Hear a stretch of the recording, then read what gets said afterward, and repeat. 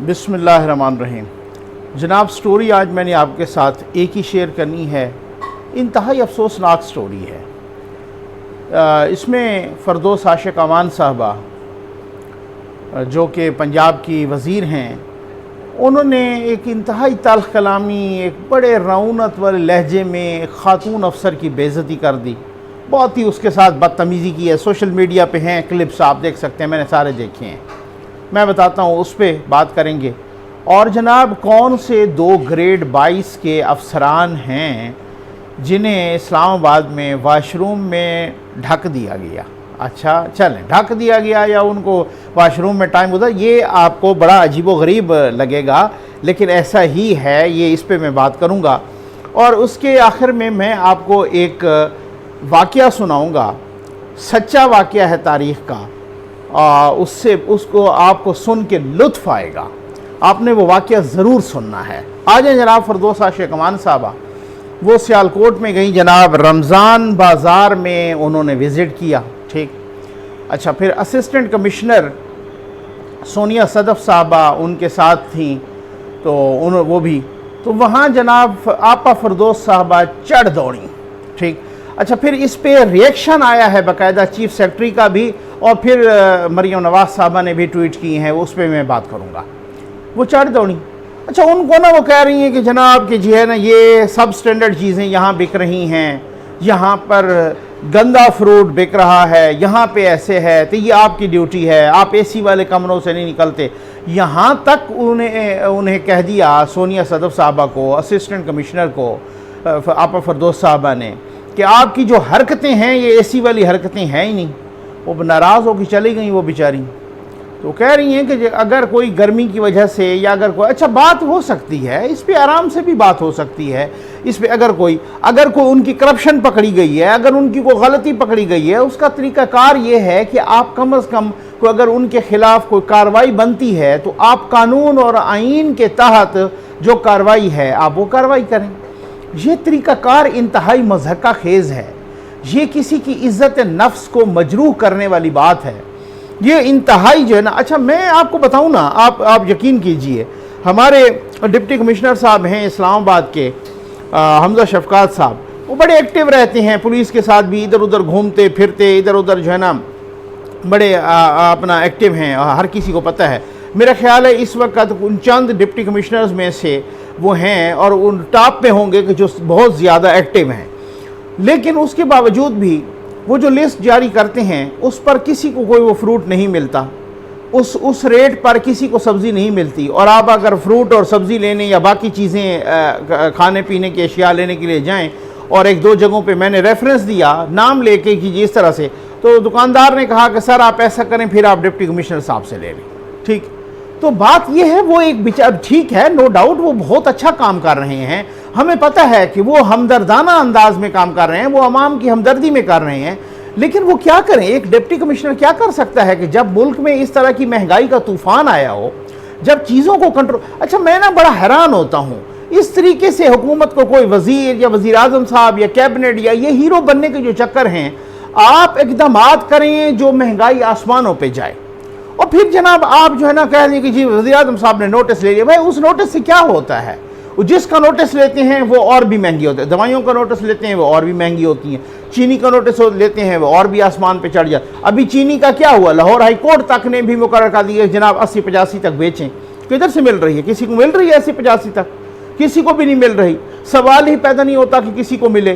कोई बता दे कि किसी को चीनी इस रेट पे मिल रही है। जो रमज़ान बाज़ारों में जिसको मिल रही है वो जितनी तजलील हो रही है, मेरा ख्याल है 1 किलो 2 किलो चीनी के लिए, इससे बढ़ के तो मतलब जो है ना अंगूठे पे स्याही का, अनमिट स्याही का निशान लगाना, और इसी तरीके से शिनाख्ती कार्ड वो करना, और इस तरीके से मैं आता हूँ भाई, मैं बताता हूँ कौन से 2 अफसरान हैं जिनको वाशरूम में बंद कर दिया, ग्रेड 22 के, और किस सिलसिले में है, ये क्यों बात हुई। और ये भी आखिर पे वो वाक़या ज़रूर सुनिएगा, मैं जो वाक़या सुनाने जा रहा हूँ।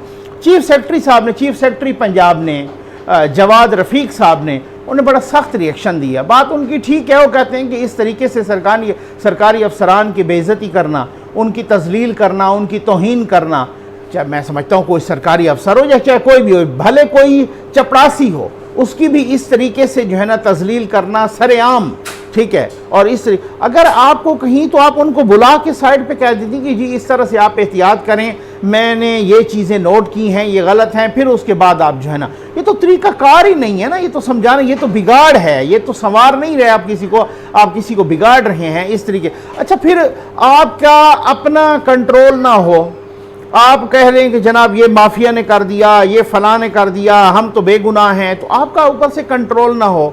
आप अब अगर मैं मेडिकल स्टोर वाले से लड़ूंगा तो वो कहेंगे सारा आप गवर्नमेंट से बात करें, मैं यही दो साल पहले भी तो ये दवाई मैं 250 की बेच रहा था, तो अब मैं क्यों 600 की बेच रहा हूं? तो आप मुझसे एहतजाज कर रहे हैं, आप गवर्नमेंट से एहतजाज करें। रेडी वाले के पास जाएं तो वो झोलियां उठा उठा के बददुआएं दे रहा है। वो कहते हैं जनाब कि एक तो सेल कम हो गई, एक तो हर गाहक से लड़ना पड़ता है, एक तो इस तरीके से, और हमें उधर से बेइज्जत होना पड़ता है। आप कहते हैं कि जनाब डीसी साहब ने ये लिस्ट जारी की है, तो आप डीसी साहब से लेने जाके, तो बात वो क्या करे बेचारा डीसी? मतलब जब आपके हुकूमत के हुकूमती लेवल पे इक़दामात ही ना हो कोई। अब मेरे इंटरव्यू में आपने देखा होगा, इसाक डार साहब कह रहे हैं कि हमने प्राइस कंट्रोल कमेटी बनाई थी, वो अपना नाम ले रहे थे, वो कहे फेडरल सतह पे, और हमने सूबों के साथ भी हम इन टच थे, और हमने फलां फलां चीज़ को जो है ना विद इन 24 आवर या विद इन 48 आवर्स जो है ना वापस कराई थी उसी प्राइस पे। तो कमिटमेंट हो तो क्यों नहीं हो सकती? को प्रायोरिटीज हो ना। अवाम, मैं माजरत के साथ कहूँगा कि गरीब अवाम तो इस हुकूमत की आखिरी प्रायोरिटी है, मुबैना तौर पे मुझे ये लग रहा है। ये इस तरीके मैं वाक़या सुनाता हूँ।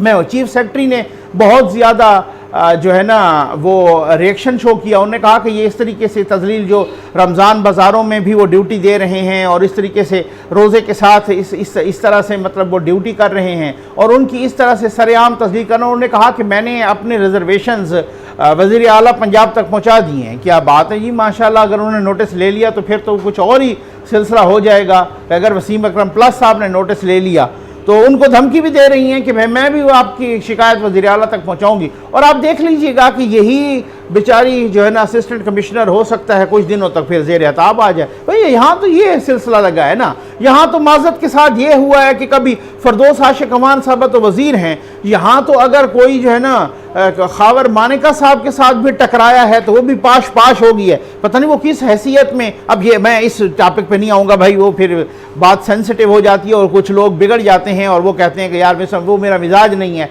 खैर, उसके बाद आप आ जाएँ मरीम नवाज़ साहब, आप एक उन्होंने भी ट्वीट की कि उन्होंने कहा कि जी इस तरह से तजलील करना, और ये जो अफसरान होते हैं सरकारी, ये मुकाबले का इम्तिहान पास करके आते हैं, बड़े लायक लोग होते हैं, और इस तरह से अपनी नालायकियाँ छुपाने के लिए ऐसे। भाई एक असिस्टेंट कमिश्नर क्या कर सकती है कि अगर फलां कोई सब स्टैंडर्ड चीज़ या वहाँ पे कोई महंगी चीज़ बेच रहा है या वहाँ पे कोई इस तरह से सूरत हाल हो रही है तो वो क्या कर सकती है? वो अगर इस तरीके से, तो बाहर से कोई मनो सलवा तो ऊपर से नहीं उतर रहा ना, कि जो रमज़ान बाज़ारों में गिर रहा है उनको भी बाहर से लानी पड़ती है ना। तो जो बाहर से लाएगा तो वो डेफिनेटली उस हिसाब से, आप अगर सब्सिडी दे भी रहे हैं तो आप वहाँ से चेक कराएं ना। वो कहते हैं जी आप उनको कहें कि जो मंडी से लाते हैं ना, तो आप उनको कहें कि डिप्टी कमिश्नर को या असिस्टेंट कमिश्नर को ये रेट हमें वहाँ से प्रोवाइड करें ना, तो आगे हम जो परचून में बेचेंगे वो भी उस तरीके से हम बेचें। आ जाएँ जनाब, मैं बताता हूँ कौन से वाले दो अफसरान हमारे दोस्त हैं, अपना सहाफ़ी हैं, ठीक है, और जियो न्यूज़ से वाबस्ता हैं जाहिद गिशकोरी साहब, ठीक। अच्छा, बड़े मेहनती इंसान हैं, बड़े मेहनती सहाफ़ी हैं, बड़े अच्छे इंसान हैं। अच्छा, वो उन्होंने एक ट्वीट किया कोई 1-2 दिन पहले। असल में मैंने डार साहब का इंटरव्यू किया तो वो इंटरव्यू में डालता, अभी भी एक आध हिस्सा उनका बकाया है, वो इंशाल्लाह बहुत ही बड़ी ब्रेकिंग है उनमें, आपने देखा होगा। उसमें मैंने एक अलग से वीलॉग भी करना है। तो वो जाहिद गिशकोरी साहब ने कोई 1-2 दिन पहले ट्वीट किया कि 2 ग्रेड 22 के अफसरान, ठीक है ना। वाकया मैंने आपसे रिक्वेस्ट की है कि वाकया आपने ज़रूर सुनना है, बहुत ही सबक आमोज वाकया है। इसके बाद मैं सुनाने लगा हूँ तारीख़ का। तो उन्होंने कहा कि आप जी हाँ, मुझे पता है कि बहुत सारे नाजरीन को ना इस किस्म की, आप यकीन कीजिए मेरी ये आदत, मैं ये ख़बरें चस्के के लिए नहीं, ये शुरली के लिए नहीं, एक तो बात ये मैं कहता हूँ कि ये अथेंटिक हो। फिर जब मैंने उनका ट्वीट पढ़ा तो फिर मैंने मुख्तलिफ ज़राए से भी मैंने बात की, उन्होंने भी इसको कंफर्म किया, और फिर उसके बाद मैंने जाहिद गिशकोरी साहब से भी बात की तो उन्होंने भी उस चीज़ को कंफर्म किया। मैं बताता हूँ, नाम बताऊँ, उन्होंने अपने ट्वीट में नाम नहीं लिखे। उन्होंने कहा 2 ग्रेड 22 के अफसरान को 2019 में इस्लामाबाद के एक बड़े ऑफिस में, और वो बड़ा ऑफिस कौन सा है? सबसे बड़ा ऑफिस, ठीक है ना, वहाँ पर वाशरूम में तकरीबन को 29 मिनट गुजारने पड़े। 29 मिनट यानी आधा घंटा होता है ये आप सोच ले क्यों गुजारने पड़े, और ग्रेड 22 के अफसरान को क्यों। वजह उन्होंने जाहिद गिशकोरी साहब ने भी लिख दी। उन्होंने कहा कि वजह ये है कि जनाब उनको वज़ीर-ए-आज़म साहब ने ये कहा कि आप ख्वाजा आसिफ पर भी मुकदमा बनाएं, ठीक है, गद्दारी का, और मरियम नवाज साहबा पर भी दहशतगर्दी का मुकदमा बनाएं। अब जाहिर है जो लोग समझदार होते हैं, जिनको पता होता है, जिनको सूरत हाल की सारी समझ बूझ होती है, वो फिर इस तरीके से कब वो करते हैं। उनको पता है कि जनाब कोई अपने अगर सियासी इंतकाम के लिए ये इस तरीके से वो कर रहा है, तो अब हम भी अगर उसी तरह की तरीके से उसी डगर पे चल पड़ेंगे तो ये तो सियासत में एक गया, दूसरा आया, तीसरा गया, चौथा आया, और हम जो ब्यूरोक्रेट्स हैं जब तक हमारा है तो हम तो फिर हमें तो कोई नहीं छोड़ेगा, और हमारा वो जो अल्टीमेट रिस्पॉन्सिबिलिटी है वो हम पे आएगी। तो इसी वजह से तो बशीर मेमन साहब और उनका, अच्छा अब मैंने कहा कि यार ये कौन से वाले लोग हैं और किस तरीके से और कौन सा वाली सूरत हाल है, आप एक तो समझ गए होंगे। ज़राए से बात की, मैंने कहा यार ये दूसरा बंदा कौन है, ठीक है ना। तो ज़राए ने मुझे बताया, फिर उसके बाद मैंने जाहिद गिशकोरी साहब से बात की। मैंने कहा जनाब आप, वो कहते हैं नकवी साहब आपको पता होता है आप इस तरीके से जो है ना। मैंने कहा सर मैं एहतियात करता हूँ, गिशकोरी साहब बहुत ही मेहनती इंसान है, यकीन करें मेहनती सहाफ़ी हैं गिशकोरी साहब। तो वो जो है ना वो उन्होंने मुझे कहा कि वो आपको पता है। खैर अच्छा यार, मैंने कहा अच्छा मुझे पता है तो आप कंफर्म तो कर लेना कि वही बंदे हैं। कुछ लोगों ने लिखा भी है आपके इसमें जो आपने ट्वीट किया, तो जी हैं, और मैंने भी पता किया। बाद में मैंने एक दो लोगों को फ़ोन किए तो उन्होंने कहा जी बिल्कुल। तो एक तो बशीर मेमन साहब थे, ठीक है, और मैंने कहा यार दूसरे कौन साहब थे, तो उन्होंने कहा जी दूसरे आज़म खान साहब थे।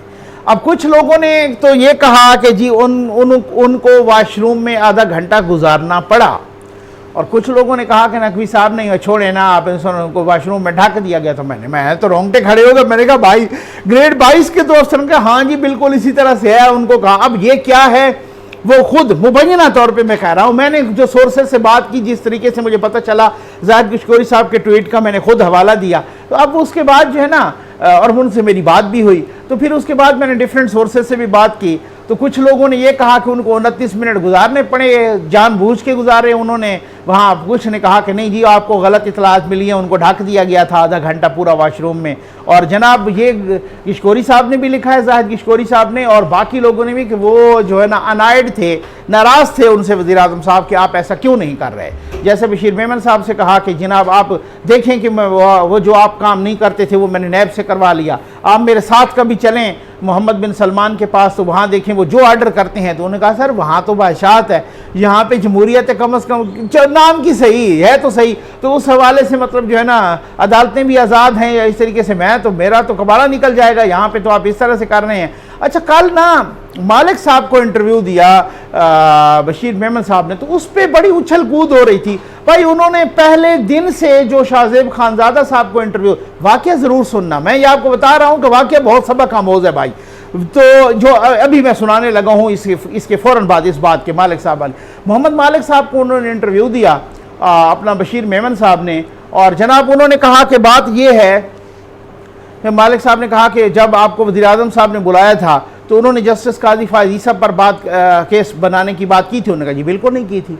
वो पहले दिन से कह रहे हैं कि जब मुझे वज़ीर-ए-आज़म ऑफिस में, अब उसके बाद ट्रेंड चल गए तो उन्होंने यू टर्न ले लिया, उसके बाद ट्रेंड चल गए, फलां साफ हो गया, फलां ये हो गया। मैं तो हैरान हूँ, मैं तो उनकी अकल पे मातम करने की, मैंने तो शहबाज गिल साहब को भी लिखा है उनके ट्वीट के जवाब में कि मैंने कहा जनाब आपकी अकल पे मातम करना बनता है कि बशीर मेमन तो पहले दिन से ही, बशीर मेमन साहब शाहजेब खानजादा साहब के प्रोग्राम में जब उन्होंने ये रिविलेशंस की, जब ये उन्होंने इंकशाफात किए, उन्होंने कहा जब प्राइम मिनिस्टर के पास मुझे बुलाया गया उस वक्त प्राइम मिनिस्टर ने मुझे कहा कि जी आप बड़े लायक अफसर हैं, और मेरी तारीफ़ की और इस तरीके से, और आप ये कर सकते हैं, और आप जी, मैंने कहा जी बिल्कुल। मैंने तो वो तो ज़ाहिर है प्राइम मिनिस्टर चीफ एग्जीक्यूटिव होता है अपना गवर्नमेंट का, पूरे मुल्क का गवर्नमेंट का हेड होता है प्राइम मिनिस्टर, तो प्राइम मिनिस्टर को तो यस कहना चाहिए कि जी बिल्कुल। तो फिर मकसद कहने का ये है कि उन्होंने कहा होगा कि कोई कानूनी काम मुझे बताया जा रहा है या कोई इस तरीके से बताया, तो उन्होंने कहा कि जनाब के ये सारी सूरत हाल जो है इसमें ज़रा मैं पूछूंगा, ज़रा बताऊंगा कि ये किस तरीके से। और फिर वो कहते हैं कि जब मुझे शहजाद अकबर साहब और फ़रोग नसीम साहब के पास किसी और ऑफिस में या उनके ऑफिस में लेके जाया गया, तो फिर उन्होंने कहा कि आपको मालूम है कि प्राइम मिनिस्टर साहब किन की बात कर रहे थे। मैंने कहा जी नहीं। मुझे तो नहीं मालूम प्राइम मिनिस्टर साहब किन की बात कर रहे, उन्होंने कहा प्राइम मिनिस्टर साहब कह रहे थे कि काजी फाइज ईसा साहब पे केस बनाना है। तो कहते हैं उस वक्त तो मेरे पैरों तले से जमीन निकल गई, मेरे रोंगटे खड़े हो गए। मैंने कहा सर आप ये क्या बात कर रहे हैं, क्या ये कैसी बात है कि हम काजी फाइज ईसा साहब पे, एक सुप्रीम कोर्ट के सीनियर जज पर हम किस तरह से केस बना, हमारा तो डोमेन ही नहीं है FIA का, ये तो सुप्रीम जुडिशियल काउंसिल का काम है। तो उन्होंने तो पहले दिन से यही कहा कि प्राइम मिनिस्टर साहब ने मुझे नाम नहीं बताया किसी का। जो जब उनके फौरन बाद में उनके साथ गया तो उन्होंने कहा जी प्राइम मिनिस्टर साहब उनकी। अब मुझे, मैं एक सवाल करके उस वाक्य पे फिर आता हूं, तारीख के उस वाक्य पर मैं ये पूछना चाहता हूं, या प्राइम मिनिस्टर साहब ने कहा कि जी बिल्कुल आप इनके साथ जाएं या ये आपको बताएंगे, जिस तरीके से जो भी है, आप बड़े लायक आदमी हैं और आप बड़े फलां काबिल आदमी हैं और ये है वो है, उनको कुलाबे मिलाए ज़मीन आसमान के और कहे कि आप ये काम कर सकते हैं, और उनको जनाब शह दी, देने की कोशिश की और उन्होंने कहा जी चलो ठीक है मुझे काम। उसके बाद उनके साथ चले गए। तो पहले दिन से कह रहे हैं कि भाई प्राइम मिनिस्टर साहब ने नाम नहीं लिया था जस्टिस काजी फाइज ईसा साहब का। ये तो मुझे शहजाद अकबर और वहाँ फरोग नसीम के पास जाके पता चला कि ये असल में गंद क्या करना चाह रहे हैं। तो फिर मैंने इनकार किया कि ये तो गैर कानूनी आर्डर है और इसको तो मैं इनकार, फिर उसके बाद उन्होंने भुगता भी सही। तो ये बात है, और इसमें जश्न मनाने की क्या बात है, वो उसने यू टर्न ले लिया है। वो तो पहले दिन से कह रहे हैं और अभी तक भी कायम है और कह रहे हैं कि बुलाओ मुझे किस इंक्वायरी में। इसहाक डार साहब ने मेरे इंटरव्यू में कहा है कि अगर ये इंक्वायरी इनको करानी चाहिए और अगर इन्होंने ना करवाई, ये आप याद रखिएगा लफ्ज मेरे भी और इसहाक डार साहब के भी, क्योंकि हम उनको भी याद कराएंगे, इन्होंने ना करवाई कोई इंक्वायरी तो कहते हैं कि जब नून लीग की गवर्नमेंट आएगी तो इसकी इंक्वायरी होगी। और उन्होंने ये भी कहा कि कोई इसमें इन्वॉल्व जो है ना सियासी लोग होंगे या गैर सियासी, दोनों को नहीं छोड़ेंगे। ये उनके अल्फाज हैं, ये आप सुन सकते हैं। आ जाए जनाब वाक्य पर। वाक्य में जो है ना इसी फरदौस आशिक अमान साहबा वाले इस एटीट्यूड पर मुझे भी बहुत ज़्यादा अफसोस हुआ है कि उन्होंने वो जो ना खातून अपना सरकारी ऑफिसर की खड़े खड़े जनाब उनको बेइज्जती कर दी और इस तरीके से बदतमीज़ी की। तो मैं भी बड़ा हैरान हूँ। सर बात ये है कि जब भी आप जाते हैं ना बाहर तो आवाम की चीखें निकल जाती हैं, यकीन कीजिए। इस तरीके से आवाम जो जिस तरीके से जो बुरी तरह से फंसी हुई है ना, और जो झोलियाँ उठा उठा के, आज क्या हुआ वो जनाब सवात में, गालिबन सवात में, हाँ मुझे एक भेजा किसी ने और PTI के दोस्त ने भेजा और उन्होंने मुझे क्लिप भेजा। और जनाब वो सवात में जो है ना को MPA साहब गए और वहाँ पे उनकी किस तरीके से इज़्ज़त अफजाई हुई। इवन वो वहाँ पर अपनी जीप से या पिजैरों से नीचे नहीं आ सके, लोग पहले लड़ पड़े। तो जहाँ जाते हैं वहीं पे इसी तरीके से सूरत हाल होती है। आज मैं देख रहा था मीडिया पे कि जनाब खान साहब जो है ना बगैर प्रोटोकॉल, पता नहीं वो किधर गए और किस तरह के बगैर प्रोटोकॉल के गए। ज़रा आएँ बाज़ारों में, वज़ीरों को भी भेजें, मुशीरों को भी भेजें और सारे इस तरीके से आएँ और फिर उसके बाद देखें कि वो हलकों में कैसे जा सकते हैं। तो वाक़या जनाब ये है कि एक बादशाह था, तो वो बादशाह ने एक दूसरे इलाके के बादशाह को ख़त लिखा सैकड़ों साल पहले की। ये हिस्ट्री का सच्चा वाक़या है। ठीक, मुझे हिस्ट्री से बहुत ही लगाव है और हिस्ट्री मेरा बड़ा पसंदीदा सब्जेक्ट भी है। अच्छा, तो बादशाह था और उस बादशाह ने दूसरे बादशाह को ख़त लिखा। उस ख़त में उसने एक क्वेश्चन किया। उसने कहा वजह क्या है कि हमारे इलाके के बादशाहों की जो उम्रें हैं बहुत कम होती हैं और आपके इलाके के बादशाहों की जो उम्रें हैं, जो एजेस, वो बहुत ज़्यादा होती हैं, सैकड़ों साल होती हैं। ये क्या वजह है, मसला क्या है, इसकी क्या वजूहात? वो कासिद ख़त लेके गया। ये आप सुनिएगा, बहुत बहुत दिलचस्प वाक़या है।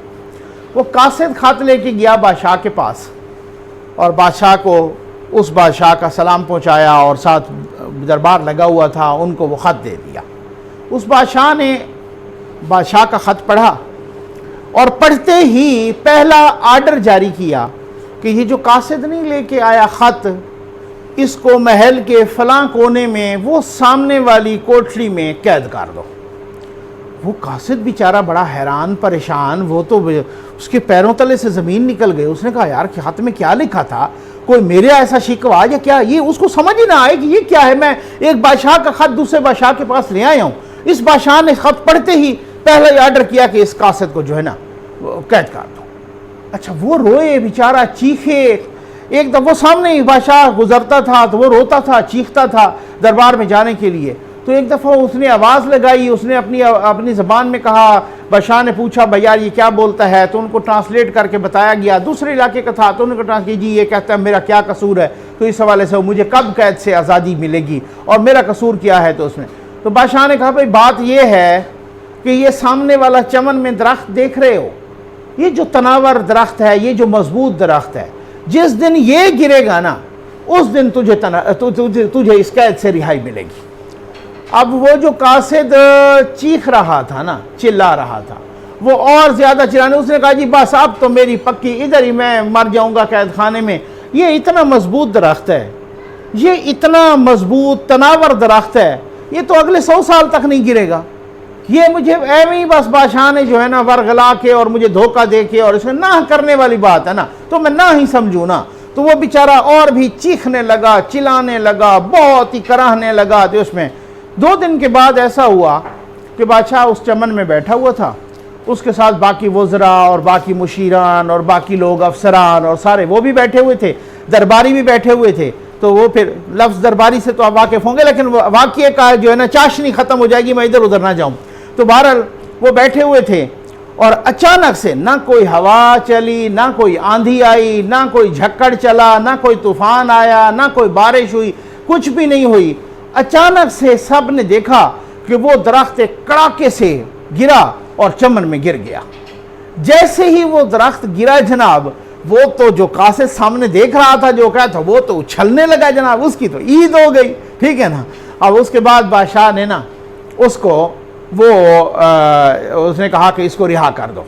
रिहाई उसकी हो गई, लेकिन बादशाह ने एक ख़त लिखा, ख़त का जवाब, उसी बादशाह का जवाब लिखा और उस जवाब को उन्होंने पैक किया, अपना जो वहाँ का उस वक़्त का रिवाज था इस तरीके से सील किया, पैक किया। तो कहा कि ये मेरा ख़त, जाओ तुम रिहा हो, ये मेरा ख़त जो है ना अपने बादशाह को पहुँचा देना। वो बड़ा खुशी खुशी आया, दिल में फिर डर रहा था कहीं मैं उधर न कह दो, लेकिन कासिद था, ज़ाहिर मुलाजिम था, उसको ये भी। तो बहुत सारे दिनों के बाद जब वहाँ गया तो वहाँ बादशाह ने कहा कि हाँ भाई किधर गायब हो गए थे। उसने कहा जी सारा माजरा सुनाया और उसने कहा कि जी ये बादशाह सलामत, ये उस बादशाह ने जिनको आपने ख़त लिखा था ना, उन्होंने उस ख़त का जवाब ये आपके लिए लिया है।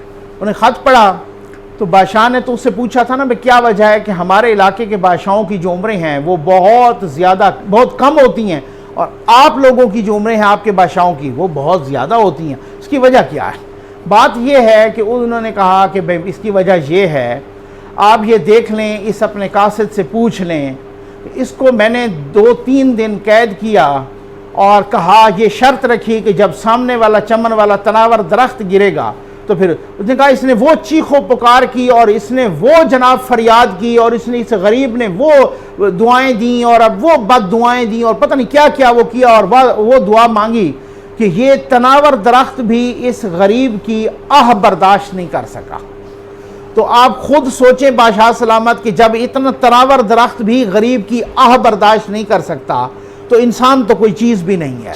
तो आप अपने लोगों पर जुल्म करना छोड़ दें, आप अपने लोगों की फरियाद सुनें, आप अपने लोगों को फैसिलिटेट करें, आप गरीब की ज़िंदगी अजीरन न बनाएं, आप गरीब के लिए सहूलियात पैदा करें। बात यह है कि जब सिर्फ बात उम्र की नहीं है कि एज ज़्यादा होगी या कम होगी या भाई इस हवाले से, लेकिन बात यह है कि जब गरीब की चीखें इस तरीके से अर्श खुदा से टकराएंगी, जब उस पर जुल्म होगा, जब उसकी ज़िंदगी अजीरन होगी, जब उसका वालिद वालदा रिश्तेदार भाई बेट औलाद इस तरीके से खुदा न खासा तड़प के मरेंगे और उसके पास दवाई लेने के पैसे नहीं होंगे, जब उसके पास खाने के पैसे नहीं होंगे। आज लोग सालन नहीं मांगते मेरे भाई, आज तो आटा ही मांगते, वो भी उनको नहीं मिल रहा, ये सूरत हाल है। तो फिर क्या आप फिर क्या कहते हैं, क्या समझते हैं कि अल्लाह माफ़ करे कि फिर उसमें सब कुछ ही अच्छा होगा? आप अपने हिसाब से आपका रावी चैन लिखता रहे, आपके जो जनाब जो भी इस तरीके के एंकर हों या यूट्यूबर हों